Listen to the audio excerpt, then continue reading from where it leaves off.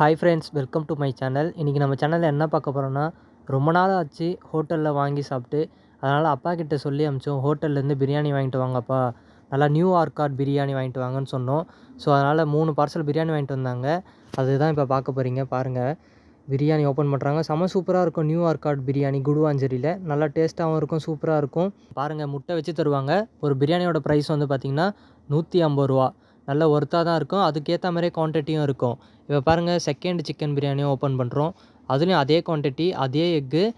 நான் வந்து ஒன்று லெக் பீஸ் வச்சு கேட்டிருந்தேன், மீதியெல்லாம் செஸ்ட்டு பீஸ் வச்ச மாதிரி கேட்டேன். இது லெக் பீஸ்ன்னு நினைக்கிறேன். பாருங்கள், நல்லா சூப்பராக இருக்கும். செம்ம சூடாக இருந்துச்சு, செம்ம டேஸ்ட்டும் இருந்துச்சு.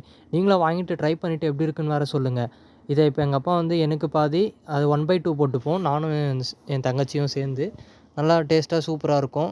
எங்களுக்கு நியூ ஆர்காட் பிரியாணினா ரொம்ப பிடிக்கும். அங்கே சிக்கன் ஃப்ரைட் ரைஸ், பரோட்டா எது வாங்கினாலும் சூப்பராக இருக்கும். சிக்கன் ஃப்ரைட் ரைஸ் 110 ரூபா, அதுவும் நல்லாயிருக்கும். இது கூடவே தயிர் பச்சடி, அதுக்கப்புறம் கத்திரிக்காய் பச்சடியும் சேர்த்து தருவாங்க. கத்திரிக்காய் பச்சடியோட தயிர் பச்சடி செம்ம சூப்பராக டேஸ்ட்டாக இருக்கும். நீங்களும் வாங்கி ட்ரை பண்ணிவிட்டு எப்படி இருக்குன்னு சொல்லுங்கள். ஒன்று வாங்கி தாராளமாக 2 பேர் சாப்பிட்லாம் வீட்டில்.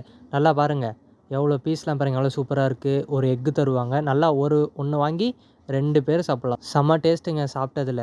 இந்த பிரியாணி உங்களுக்கு பிடிச்சிருந்துச்சுன்னா கமெண்ட் பண்ணுங்கள், லைக் பண்ணுங்கள், ஷேர் பண்ணுங்கள். ஓகே, நெக்ஸ்ட் வீடியோவில் பார்க்கலாம். பாய்.